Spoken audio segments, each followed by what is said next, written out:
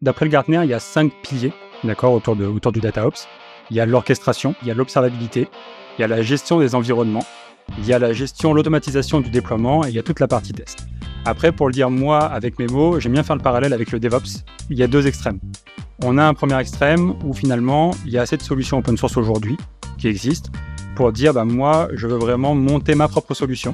Si je vais à l'autre extrême, ça va être une solution clé en main avec tous les éléments qui sont dedans. J'ai donné deux extrêmes, ça veut dire qu'il y a tout un panel de variations entre les deux. Tout ça, c'est des questions qu'il va falloir se poser et faire les bons choix. Vous avez beaucoup de concurrents. Est-ce que un acteur comme Airflow, qui prend pas mal de place sur cette brique orchestration sur le marché, déjà est un de vos concurrents directs? Est-ce qu'on pourrait considérer qu'Airflow, du coup, est aussi un outil de DataOps?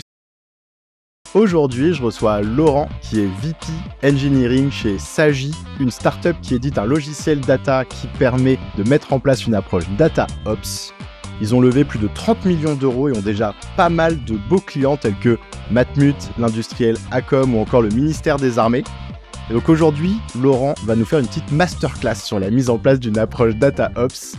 On va parler de ce qu'est le DataOps, comprendre dans quelle situation on en a besoin, comment ça se met en place et aussi quel est le rôle d'un outil DataOps dans tout ça. Hello Laurent, ça va? Salut Robin, merci de me recevoir, ça va très bien et toi? Super, écoute, c'est un grand plaisir de t'avoir sur le podcast.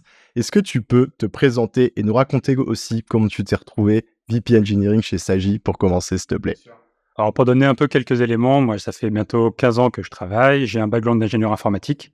J'ai commencé assez classiquement pour l'époque à travailler, donc plutôt en SS2I, à enchaîner quelques missions longues chez Orange France, chez Orange Business Services, donc sur en DSI, sur de l'e-commerce. Donc l'e-commerce, ça a été un peu la première expérience où forcément c'est un domaine qui est très data-driven, où on se pose des questions par rapport à ce qui se passe, sur comment optimiser. Donc une première un peu teinte data.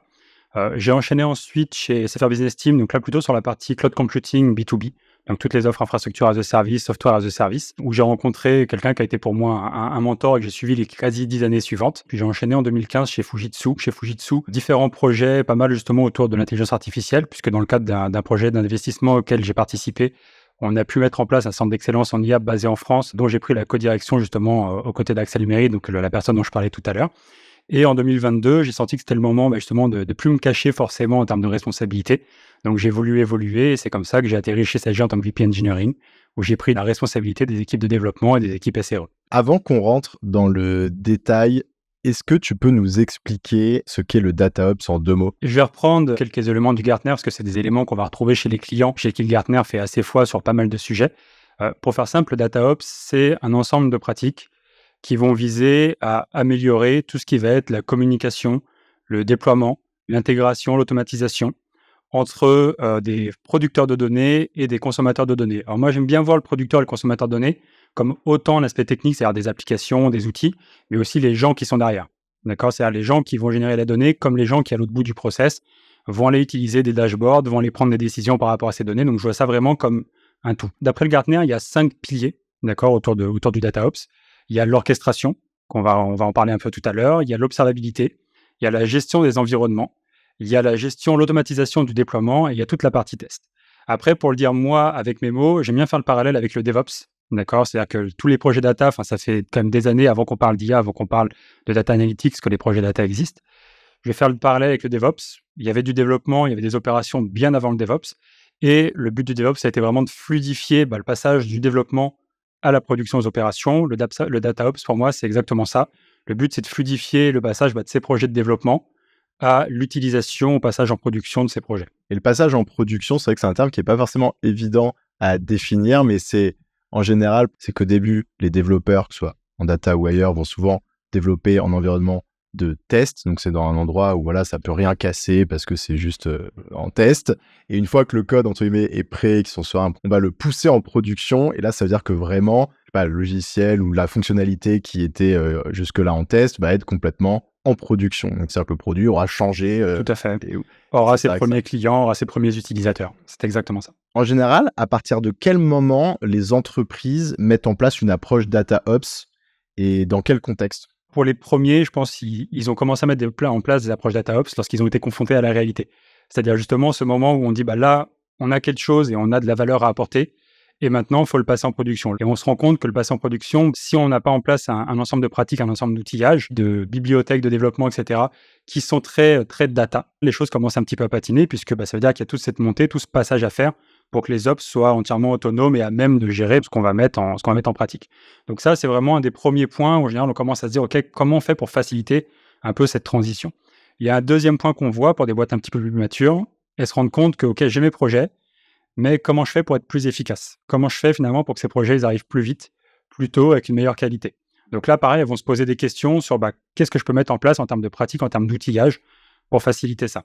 Après, il y a vraiment un sujet maturité. Je vais prendre encore le parallèle avec le DevOps. Quasiment toutes les pratiques qu'on a aujourd'hui en développement qui sont industrielles et qu'on va retrouver dans à peu près n'importe quelle équipe de développement, si on se remet 15 ans en arrière, 20 ans en arrière, c'était des pratiques qui étaient ultra avancées, voire qui n'existaient pas. Donc tout ce qui est en train de se mettre en place en ce moment sur la partie DataOps, pareil, les boîtes qui ont commencé à vraiment faire des projets data un peu solides il y a 5 ans, elles ont mis en place des choses au fil de l'eau, qui aujourd'hui, en fait, une équipe qui démarrait va mettre assez naturellement en place dès le départ, et une équipe qui démarrerait demain aura encore quelque chose de plus avancé à mettre en place dès son démarrage. Oui, parce qu'elle se sera aussi inspirée de ce qui se fait déjà sur l'écosystème et l'écosystème évolue. On va rentrer encore un poil plus dans le vif du sujet maintenant. Comment tu mets en place une approche DataOps? Je ne sais pas s'il y a des grandes briques ou des grandes phases. Peut-être on peut reprendre les piliers que tu as évoqués au début du Gartner. Je te laisse décider. Premier point, c'est que quand on parle de bonnes pratiques, à chaque fois qu'il y a des bonnes pratiques, il y a aussi des outils qui sont en dessous, d'accord, qui vont les porter. Si je reprends un peu les 5 piliers, effectivement, on va retrouver un ensemble d'outils, pas sans forcément mettre de solutions particulières, mais on va retrouver en tout cas un peu des choses obligatoires à faire pour apporter vraiment de la fiabilité. Si je prends la gestion des environnements, par exemple, il y a 2 choses qu'on va pouvoir mettre derrière ça. Il y a déjà l'environnement pour le data practitioner, que ce soit data engineer, data scientist, etc. C'est comment je fais pour qu'il ait finalement tout l'outillage nécessaire, quel que soit le stade du projet sur lequel il travaille, quel que soit l'état de maturité. Donc, que ça soit en termes d'environnement de développement, que ce soit en termes d'outils de test et de validation, comment on lui fournit tout ça? Quand on parlait de mise en production, l'observabilité, tu ne mets pas en production sans avoir un minimum de choses derrière pour s'assurer que tout se passe. Tu vois, comment on fait ça? Je te citais comme pilier l'automatisation du déploiement. Je refais le parallèle avec le DevOps. You develop it, you run it. Okay. Comment je fais pour passer ça en prod sans devoir solliciter sans arrêt les équipes IT, les équipes Ops? Par exemple, certains modèles de machine learning, on connaît des entreprises qui vont les mettre à jour 1 ou 2 fois par jour. C'est impensable d'imaginer solliciter les équipes IT pour faire 2 mises en prod par jour, chaque jour de l'année. Donc, comment on fait pour automatiser ça? On parlait des tests, pareil. C'est un ensemble de tests, d'éléments, encore une fois, comme pour le DevOps. Je dis comment je mets en place des tests automatisés, comment je mets en place des cycles de validation sur l'intégralité de mon développement. Et enfin, je termine l'orchestration. Les projets data, en général, c'est quoi? C'est des ensembles de traitements qui se succèdent, qu'on va vouloir déclencher soit sur des événements, soit à des moments bien particuliers. Comment j'orchestre tout ça? Et finalement, c'est un peu le cœur de ce qui va être en prod, c'est cette partie orchestration. Ok, c'est super intéressant. Et donc, en fait, une approche de quelqu'un qui se dit, OK, je veux mettre en place du DataOps, en fait, il peut partir de ce framework, donc de ces 5 piliers que tu as évoqués, orchestration, observabilité, la gestion des environnements, le déploiement de manière automatisée en production et enfin l'automatisation de la mise en place des tests. Et à chaque fois, tu peux imaginer venir mettre en place du coup un certain nombre d'actions, un outil, comme tu dis souvent, parce qu'effectivement on est dans un milieu technique, et probablement un rôle en face. Et tu dis souvent, on va retrouver les mêmes rôles que ceux qui existent déjà, des data engineers ou des data scientists en fonction des éléments qui vont pouvoir se partager les tâches sur chacun de ces piliers. Du coup, on rentrera peut-être un peu plus dans le détail d'un ou 2 piliers avec une illustration par la suite. Est-ce qu'il y a des bonnes pratiques que tu peux partager qui sont liées justement au DataOps et à la mise en place d'une approche DataOps? C'est comme à chaque fois qu'on parle d'outillage, c'est-à-dire qu'il y a 2 extrêmes.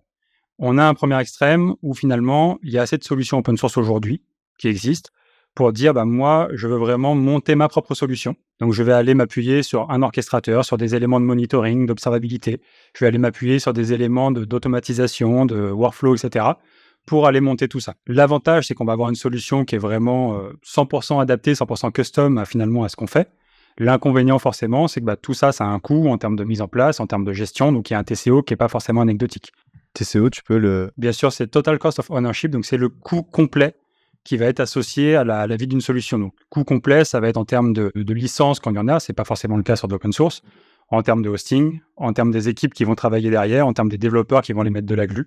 Je vais donner un exemple entre différents composants. Je vais prendre un exemple bête. On prend 2 éléments qui sont en version 1 et 2, par exemple, et qui vont communiquer ensemble par des API. Peut-être que la version 3 va changer ses API et ça veut dire qu'il va falloir adapter le développement qui marche entre les deux pour que la communication perdure malgré les montées de version. C'est un exemple bête, ça rentre dans ce coût total qui va derrière les solutions. Et donc, il faut anticiper, en fait, quand tu mets en place une solution, un peu le mode run à long terme. Exactement, Okay. la vie de cette solution. Si je vais à l'autre extrême, ça va être une solution clé en main avec tous les éléments qui sont dedans, la totalité. Je pense que forcément, on perd un petit peu en flexibilité parce qu'on va avoir plus tendance à vouloir s'intégrer dans le cadre de cet outil.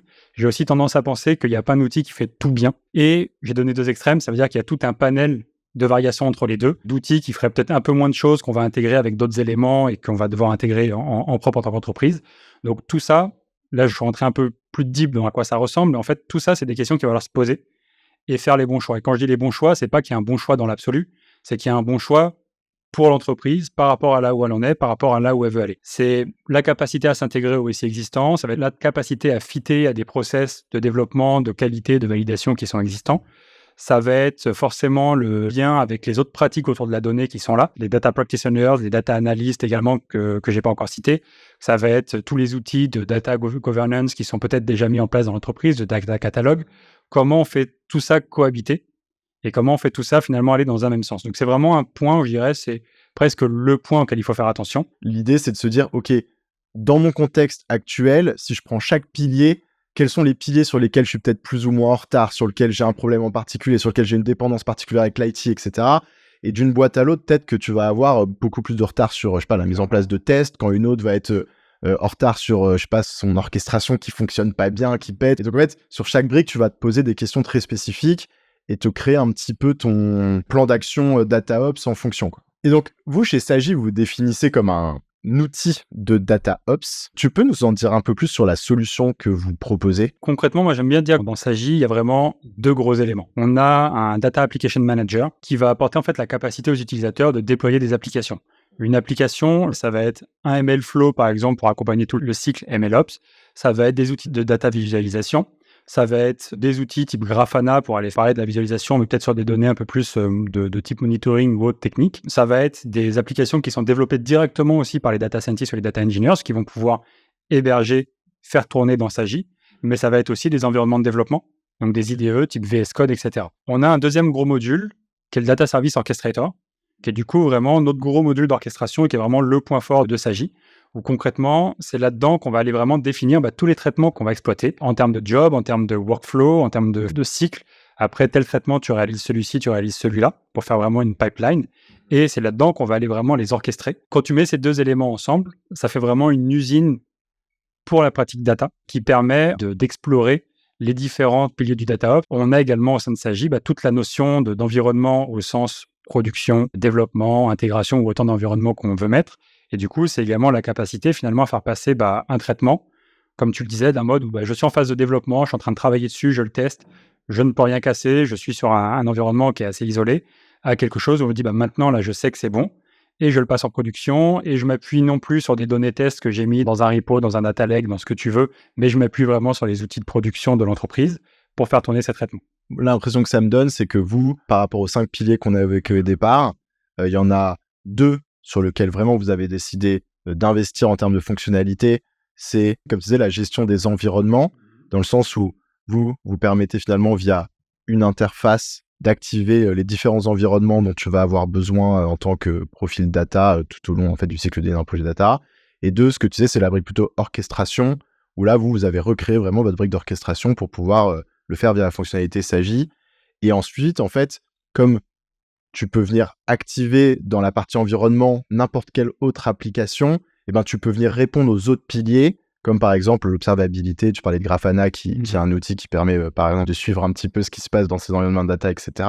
Probablement des outils qui permettent de faire des choses aussi sur les autres piliers. Est-ce que c'est à peu près bien résumé ou pas? C'est pas mal. Je vais quand même corriger un point, c'est qu'en fait, typiquement, on prenait l'observabilité, on a des fonctions d'observabilité qui sont directement dans le produit.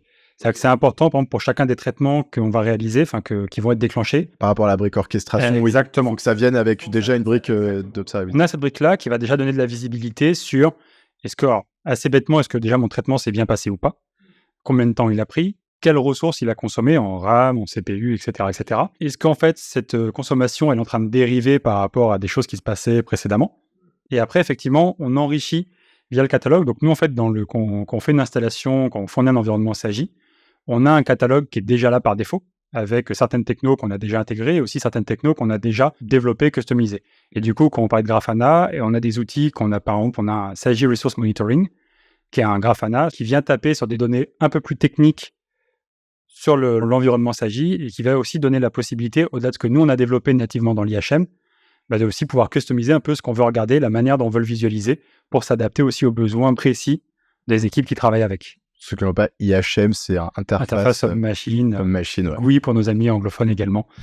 C'est toute interface qui permet en fait d'interagir, de coder ou d'interagir. Concrètement, c'est les écrans et c'est les interfaces techniques qu'on peut utiliser. Peut-être si du coup on descend encore même un cran, est-ce que tu peux nous donner une illustration ou deux, peut-être d'un cas très concret dans lequel un profil data, peut-être un data scientist ou un data engineer, utilise SAGI et en tire de la valeur pour qu'on puisse se projeter.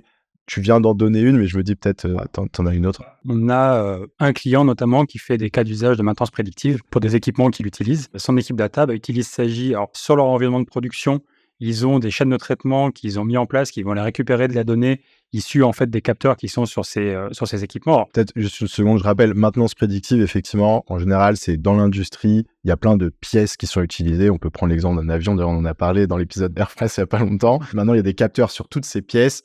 Et donc, ces entreprises vont pouvoir identifier au mieux quand est-ce qu'une pièce va être défaillante grâce à ces capteurs pour la changer au bon moment, exactement. Pour optimiser, bien sûr, déjà parfois, il me semble, la sécurité dans le cas d'un avion, mais aussi le coût. Excuse-moi, je t'ai coupé, mais c'était juste au cas. Non, mais tu as tout à fait raison. Donc voilà, c'est vraiment ce cas d'usage-là. En fait, les développements réalisés par les data scientists, ils ont été faits dans SAGI. C'est du code qui n'est pas propriétaire SAGI, c'est via les interfaces de développement type VS Code, etc. qu'on leur fournit. La partie data engineering, en fait, elle est pas mal réduite parce qu'en fait, il y a beaucoup de choses qui sont prises en charge directement par SAGI, qui vont éviter d'avoir à mettre plus de glue que ce qui serait nécessaire. On va retrouver forcément le fait que ces choses-là tournent aujourd'hui en production et en fait, le fait d'avoir quelque chose où on sait que ça tourne, que ça va le déclencher au moment où on souhaite et que c'est pas un développement custom, c'est aussi de l'activité en moins à gérer, c'est du code en moins à faire vivre et à maintenir, donc c'est un coût en moins pour l'entreprise qui est finalement apporté directement par SAGI. Donc maintenant, je te propose peut-être on fait un petit pas en arrière. Le data hub, c'est un secteur qui est encore jeune. Vous avez beaucoup de concurrents. Tu disais que vous avez développé une brique, par exemple, autour de l'orchestration. Est-ce que un acteur comme Airflow, qui prend pas mal de place sur cette brique orchestration sur le marché, déjà est un de vos concurrents directs? Est-ce qu'on pourrait considérer qu'Airflow, du coup, est aussi un outil de data ops? Est-ce que tu peux nous éclairer un peu sur cette prise de recul sur le marché? Je vais commencer par un peu le recul, comme tu disais, puis on parlera d'Airflow et d'autres outils juste après. J'y ai effectivement, donc tu as raison, c'est un marché qui est plutôt jeune en France. Nous, SAGI, ça fait déjà quelques années qu'on est présent, donc on voit aussi les évolutions dans le discours qu'on a avec les clients. C'est-à-dire qu'il y a quelques années, on allait voir des clients, on leur parlait de DataOps, ils nous disaient « mais de quoi vous parlez ?» Aujourd'hui, on voit effectivement le changement avec des clients qui viennent vers nous en nous disant « voilà, je cherche des outils pour du DataOps ». Donc déjà, on voit cette évolution en quelques années. Je te citais tout à l'heure le Gartner en termes de définition et des 5 piliers dont on a pas mal parlé. Le Gartner a sorti en début d'année un market guide sur le DataOps. Donc eux aussi sont en train de conceptualiser, de structurer en tout cas leur vision, ce qui veut dire que c'est aussi quelque chose qui va se retrouver chez les entreprises assez rapidement. Et c'est un peu en lien avec cette expérience que je te disais de la part de clients qui viennent vers nous. Et dans ce market guide, donc, il y a un nombre de sociétés qui ont été identifiées comme étant des solutions de DataOps. Il y en avait une vingtaine à peu près de mémoire. Sur ces vingtaines, il y en a déjà 15 qui sont américaines.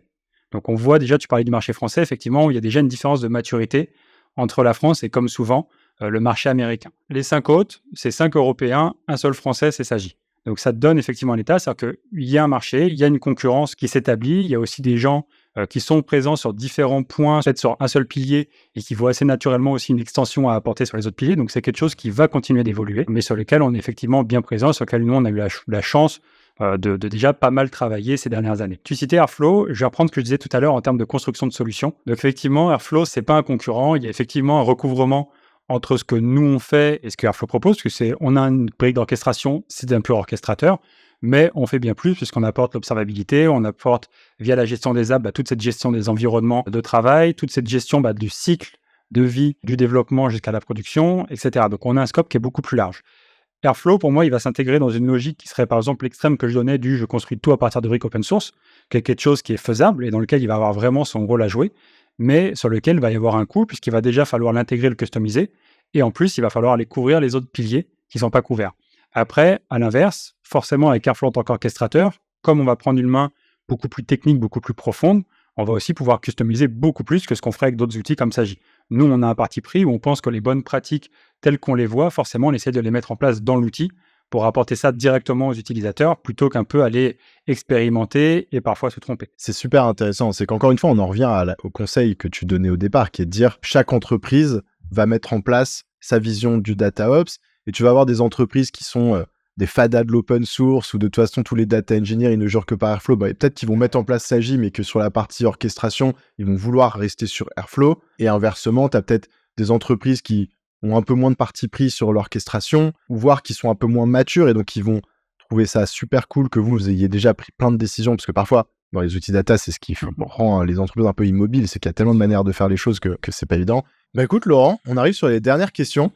Est-ce que tu as une recommandation de contenu à partager à nos auditeurs? Alors, de manière tout à fait impartiale, je vais te dire le site Sagi, bien entendu, où il y a un blog avec pas mal d'articles. Et juste, vous traitez justement en particulier de ces sujets sur le DataOps. Pour s'évangéliser sur le DataOps, ça peut être pas mal. On peut Clairement, oui. Après, pour donner quand même un contenu qui soit pas brandé Sagi, parce que le but, c'est pas juste de faire c'est pas de faire la retape. Il y a une newsletter qui est pas mal, qui s'appelle Data Product par Chad Sanderson, qui est en anglais, et pareil, qui donne un peu de visibilité sur ce qui se passe sur le marché. Donc, c'est assez intéressant, ça va au-delà du DataOps, mais ça permet de donner un peu d'éléments assez régulièrement sur des évolutions, sur des retours d'expérience, etc. Qu'est-ce que tu aimes dans la data? Déjà, pour commencer, moi, je suis très analytique en termes de personnalité, de manière de travailler, etc. Donc déjà, forcément, il y a pas adhérence, mais il y a une affinité assez naturelle chez moi au niveau de la data. Et après, ce que j'aime bien, c'est vraiment l'idée de me dire que ce qu'on fait a une utilité parce qu'on a pu regarder, parce qu'on a pu comprendre un peu de ces données. Et du coup, j'aime bien, en tout cas, j'ai le plaisir de penser que ce qu'on fait via Sagi ou via les projets data en général apporte de la valeur à des utilisateurs, que ce soit dans l'entreprise, que ce soit, si je prends un projet de bout en bout, des clients de l'entreprise, que ce soit des personnes dans la société. J'aime bien un peu cette idée qu'on peut apporter des choses. Qu'est-ce qui t'a le plus fait progresser? Les gens autour de moi. J'ai eu la chance, je te parlais tout à l'heure, d'avoir rencontré quelqu'un qui a été un mentor pour moi, qui m'a mis en avant, qui m'a aussi poussé sur des choses sur lesquelles finalement j'avais la capacité mais moins l'envie d'eux. Voilà, c'est vraiment les gens autour de moi. Alors ça, c'est un exemple, mais c'est aussi même dans les équipes que j'ai pu avoir et que j'ai aujourd'hui, j'apprends des choses et c'est vraiment un de mes leitmotivs en fait de continuer à apprendre. Donc je m'enrichis via les gens qui sont autour de moi. Et enfin, quel est le meilleur conseil qu'on t'ait donné? De prendre du temps pour moi, réussir à garder un peu la tête haute, de sortir la tête et de prendre du temps pour se projeter, pour réfléchir un peu comment j'avance, qu'est-ce que je veux apprendre, qu'est-ce qui m'intéresse, et plutôt de assez naturellement tomber dans la routine où finalement on a tracé un chemin et on le continue. Voilà, de relever la tête et de se dire ok, aujourd'hui c'est quoi mon chemin et comment je veux avancer. Écoute, Laurent, on arrive sur la fin de cet échange. Juste, il y a des équipes data qui sentent là un point de douleur, une lenteur sur le time to market de leur mise en production de projets data ou sur un coût qui explose autour de la gestion des projets data et qui se verraient bien mettre en place Sagi ou juste en savoir plus ou peut-être même échanger avec toi sur ce sujet. Comment ça se passe? Déjà, il y a le site Sagi qui est disponible. On a un try and buy qui est accessible. Donc, en fait, via le site Sagi, on peut nous contacter. On peut mettre à disposition un environnement pour faire justement un essai pour voir est-ce que ça s'applique bien, est-ce que j'en récupère de la valeur déjà sur quelques semaines. Tu le disais, après, je suis disponible. Donc, si on m'envoie un message sur LinkedIn, je répondrai avec plaisir. Et le cas échange, je routerai également dans la structure vers nos amis commerciaux si c'est un sujet commercial. Toutes les informations sont disponibles en ligne, tout simplement. Impeccable. Écoute Laurent, merci beaucoup d'être venu m'éclairer sur le DataOps. Je me sens, plus intelligent aujourd'hui grâce à toi. Écoute, merci de m'avoir reçu encore une fois. Je te dis à bientôt. Ciao. À très bientôt.